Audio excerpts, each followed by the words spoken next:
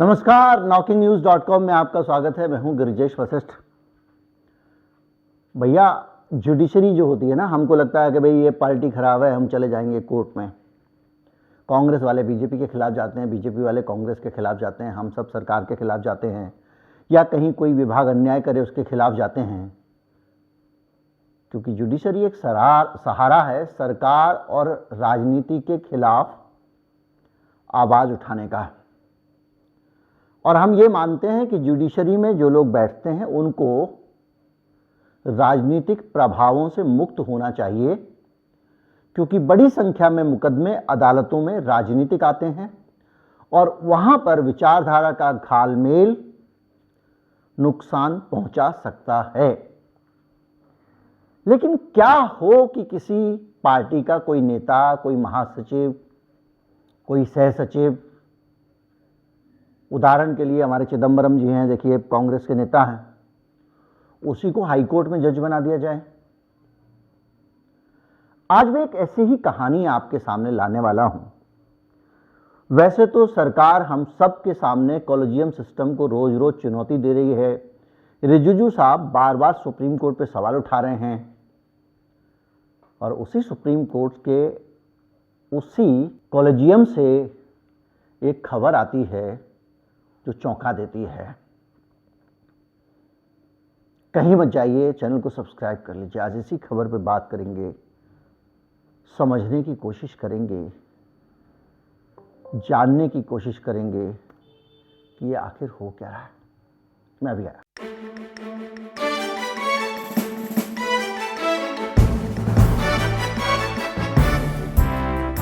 सत्रह जनवरी को supreme court के कॉलेजियम से 5 वकीलों की एक लिस्ट आती है मद्रास हाईकोर्ट के लिए। इसमें 5 वकीलों को जज के तौर पे नियुक्त किया जाता है और इन जजों की लिस्ट में एक नाम है Lakshman Chandra Victoria Gauri, L Victoria Gauri. L Victoria Gauri के नाम को लेकर सबका एंटीना खड़ा हो जाता है और वकीलों के समुदाय में चर्चा बहुत बड़ी हो जाती है, क्योंकि ये जो मैडम हैं जिनको मद्रास हाईकोर्ट का जज बनना है, ये भारतीय जनता पार्टी की राष्ट्रीय स्तर की पदाधिकारी हैं। उनसे जुड़े हुए जो सोशल मीडिया अकाउंट हैं, यूट्यूब है पे, और जो उनके भाषण हैं, उसके मुताबिक भारतीय जनता पार्टी महिला मोर्चा की वो राष्ट्रीय महासचिव हैं। अब आप बताइए, भारतीय जनता पार्टी की राष्ट्रीय महासचिव के तौर पर नियुक्ति हो जाए हाईकोर्ट में, तो न्यायपालिका को लेकर और उन जज साहब की अदालत में जब कोई कोर्ट केस जाएगा, उसको लेकर आपके मन में क्या विचार आएगा? कोई भी कांग्रेसी रिट लेने जाएगा वहां पे तो उसके लिए बड़ा आसान होगा, कहेगा कि साहब कोर्ट बदल दीजिए और आप जो है जज साहिबा जो हैं वो तो बीजेपी में रही हैं, इसलिए मुझे इंसाफ नहीं मिलेगा, मैं बीजेपी के खिलाफ मुकदमा लेकर आया हूं। या फिर बीजेपी से जुड़ा हुआ कोई भी केस आएगा तो एक शिष्टाचार के बहाने जज साहिबा कहेंगी कि मैं सुनवाई से खुद को दूर कर रही हूं। ये तो दोनों फेयर स्थितियां नहीं। कई केसेस में जो वैचारिक समझ है जज साहिबा का और जो पॉलिटिकल बैकग्राउंड है वो मुकदमों पे भी असर डाल सकता है। हमने इस देश में ऐसे जजों के बयान भी सुने हैं जो कुछ खास विचारधारा से प्रेरित होकर ये कहते रहे हैं कि मोर जब रोता है उसके आंसू गिरते हैं, उससे मोरनी गर्भवती होती है। जज साहब थे वो। तो ये सारी चीजें अपने आप में एक टेंशन देने वाली हैं। टेंशन कैसा? एक अजीब सी स्थिति खड़ी करती है। अगर आप कहते हो कि राजनीति और अदालतों को अलग होना चाहिए और किसी पार्टी के नेता को ही अगर आप उठा के जज बना दोगे तो बचेगा क्या? हाल में कुछ फैसले आए हैं। टेनी साहब के बेटे के मामले को सुप्रीम कोर्ट ने सुओ मोटो अपने पास लिया और कहा कितने साल इसको जेल में रखोगे, तो मुकदमा चलता रहेगा, 5 साल तो क्या जेल में ही रहेगा, जमानत दे दीजिए। मामला था किसानों को कुचलने का। वकील साहब ने कहा कि ठीक है सर, लेकिन फिर तो बहुत सारे सिलमपुर के जो दंगे के मामले हैं, बहुत सारे मामले में लोग जेल में पड़े हुए हैं, सबको जमानत मिल जानी चाहिए। यही वो देश है, यही वो जुडिशरी है जिसमें फूलन देवी 12 साल तक जेल में रही थी और चार्जशीट दाखिल नहीं हुई थी, बगैर किसी सजा सुनाए ही उसकी 12 साल की सजा पूरी हुई थी। वो तो मुलायम सिंह यादव का भला हो, उन्होंने मानवीय आधार पर मुकदमा वापस ले लिया तो वो जेल से रिहा हो गई। 12 साल। तो क्या हम ये मानकर चलें कि सुप्रीम कोर्ट जो है उसको सारे मामलों में उसका एक जैसा नज़रिया नहीं होता, लेकिन हम अदालत को लेकर हम अभी बहुत आशावान हैं, हम इस तरह की बात नहीं कर सकते और अदालत पे भरोसा होना चाहिए इस देश की, क्योंकि वही तारणहार। लेकिन जब ये स्थितियाँ आएंगी, सवाल उठेंगे। अभी हाल में एक और भी फैसला आया था जिसमें अदालत ने बंद लिफाफे में कुछ मंगा लिया और उसके बाद क्लीन चिट मिल गई। सारे सवाल जो खड़े हुए थे, जो डिसेंट में सवाल उठे, वो सवाल अनुत्तरित रह गए फैसले में। तो ऐसी स्थितियां अगर आ रही हैं बार बार, तो लगता है कि जुडिशरी क्या, और ये जो नूरा किस्ती चल रही है क्या सरकार के साथ में, क्योंकि फैसले जो आ रहे हैं उनमें ज्यादातर पे लोग सवाल उठा रहे हैं। वो ये कह रहे हैं कि नहीं भाई, ये अब हो सकता है कि सबके अपने नीयत होती है, कुछ लोग जो सवाल उठा रहे हैं वो अल्टीरियर मोटिव से उठा रहे हो, वो अपनी तरह का ही फैसला देखना चाहते हो, उनको न्याय पसंद नहीं आ रहा हो। लेकिन जो भी है, अगर इस तरह के जज साहिबान वहां बैठेंगे तो ये सवाल उठाने वाले जो हैं इनके लिए और काम और कॉन्फिडेंस से उठाएंगे, क्योंकि इनको लगेगा कि बहुत सच है, बाकी जो कुछ हो। अच्छा, सुप्रीम कोर्ट के कॉलेजियम ने जो और नाम आगे रखे हैं उनमें आर जॉन सत्यन का भी नाम है, और ये सिफारिश 16 जनवरी 2022 को की गई थी और इस सिफारिश को दोहरा दिया है कॉलेजियम ने कि नहीं भाई, आपको रखना पड़ेगा।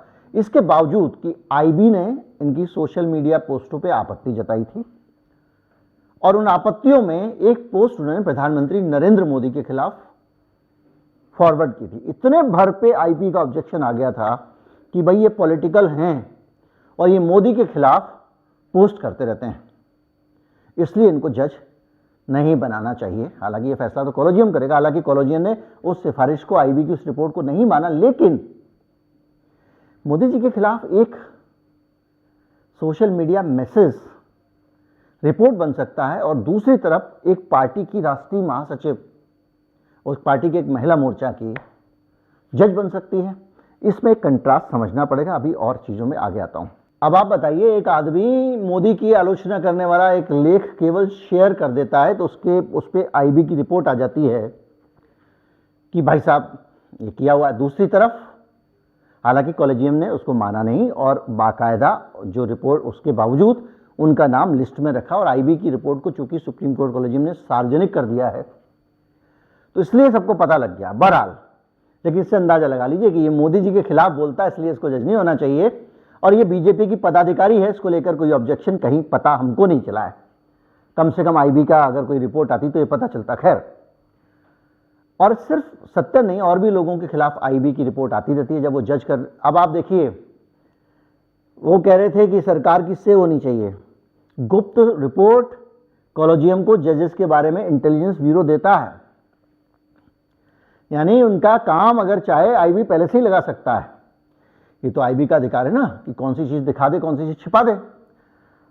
अब्दुल हमीद का नाम मद्रास हाईकोर्ट के जज के तौर पर प्रस्तावित था। आईबी ने उनके खिलाफ एक ऑब्जेक्शन लगाया। आप कंट्रास्ट देखिएगा। इस ऑब्जेक्शन के हिसाब से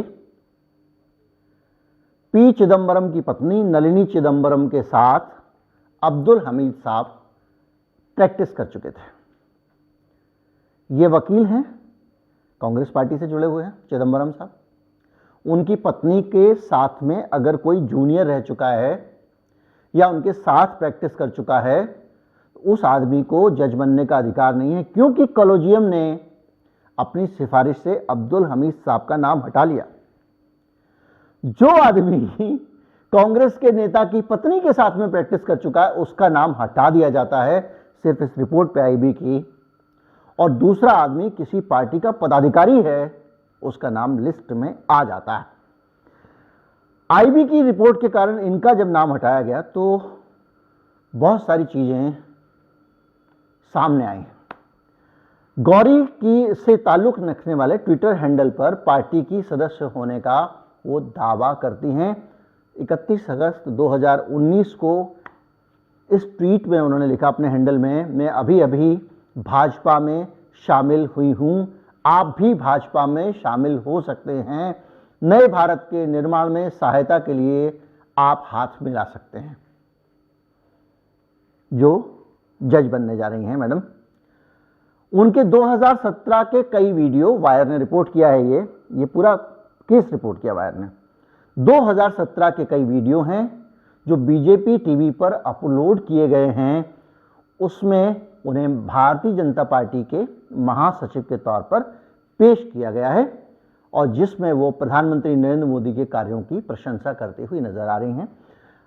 अब आप अंदाज़ा लगाइए, कोई आदमी मोदी जी के खिलाफ ट्वीट कर दे, कांग्रेस पार्टी के किसी नेता के साथ में प्रैक्टिस कर ले, उसको हाईकोर्ट का जज बनने का अधिकार नहीं है। लेकिन अगर सत्ताधारी पार्टी का कोई नेता भी है, उसको जज बनाया जाएगा। ये एक चीज़ हमारे सामने आ रही है। और इसके अलावा कुछ वकीलों से इन्होंने बात की है और वो कह रहे हैं कि गौरी की राजनीतिक संबद्धता जो है वो पुष्ट हो गई है। और तमिलनाडु स्टेट गवर्नमेंट ने इसमें क्या भूमिका निभाई है, ये भी देखना अपने आप में रोचक है। और वो कह रहे हैं कि सुप्रीम कोर्ट तक उनका नाम हवा में ही नहीं पहुंच गया। जैसे कि प्रक्रिया चलती है, इसी सिफारिश सबसे पहले मद्रास हाईकोर्ट ने कि मुख्य न्यायाधीश 2 वरिष्ठ न्यायाधीशों के साथ मिलकर करते हैं, यानी मद्रास हाईकोर्ट से ही ये रिकमेंडेशन गई है और राज्य सरकार को भी उनके नाम को मंजूरी देनी होती है। यानी हरियाणा जो मद्रास हाईकोर्ट है वहाँ से रिकमेंडेशन जाती है और तमिलनाडु की सरकार उसको रिकमेंड करती है और वहाँ से कॉलेजियम से वो अप्रूव हो जाता है। यानी तीनों चरणों में किसी को ये खटका नहीं। एक आदमी को आप ये नहीं कह सकते इसने किया उसने किया। और हालत ये है कि वहाँ पे मदुरई पीठ बार एसोसिएशन के लोग चोरी चोरी चुपके चुपके कानापूसी तो कर रहे हैं, खुले में आके कोई नहीं बोल रहा है, डर रहे हैं। अब ये बात ये है कि इससे पहले भी कई मामले आ चुके हैं, क्योंकि कोर्ट किसी नेता को, किसी पॉलिटिकल पार्टी को आप वाले आदमी को आप जज नहीं बनाओगे, ऐसा कोई कानून नहीं है। लेकिन चिदम्बरम की वाइफ के साथ काम कर चुके अब्दुल हमीद शामिल नहीं होते हैं। अब धर्म का फैक्टर है कि नहीं, मैं इस पर नहीं जाना चाहूँगा। रंजन गोगोई बाद में तुरंत राज्यसभा में आ गए, ये एक हमारे पास उदाहरण है। बॉम्बे और इलाहाबाद हाईकोर्ट के पूर्व जज अभय थिप्से 2017 में सेवानिवृत्त होते ही कांग्रेस पार्टी में शामिल हो गए थे। विजय बहुगुणा भाजपा में शामिल होने उत्तराखंड के मुख्यमंत्री बनने से पहले इलाहाबाद हाईकोर्ट के जज थे। यानी जज होने के बाद बहुत सारे लोग पॉलिटिक्स में आए हैं। इस तरह के उदाहरण तो हैं। एक और चीज है जो ये बताती है कि नियुक्ति से पहले भी पॉलिटिकल कार्यकर्ता लोग थे जिनको जज बनाया गया। एक उदाहरण मिलता है जस्टिस VR कृष्णय्यर, वो केरल की वामपंथी सरकार के मंत्री होते थे। उसके बाद में उनकी जज के तौर पे नियुक्ति हुई। वो केरल हाईकोर्ट और बाद में सुप्रीम कोर्ट के जज बने हैं। अभी जो बहुत सारे जजेस हैं, ये एक इसका दूसरा पहलू है ताकि वीडियो बैलेंस रहे। अभी भी बहुत सारे ऐसे जजेस हैं जिनके परिवार के सदस्य राजनीति में सक्रिय हैं। विकास दुबे की कथित मुठभेड़ में हत्या की याचिका पर सुनवाई करते हुए सुप्रीम कोर्ट ने कहा कि यह जज की ओर से अवैध कार्य है कि उनका कोई परिवार का सदस्य राजनीति पे है। अब एक तरफ राजनीति से लोग आ रहे हैं, दूसरी तरफ अदालत टिप्पणी कर रही है कि नहीं आना चाहिए, ये अनैतिक है। तीसरी तरफ राजनीति में से चुन के भेज देती है।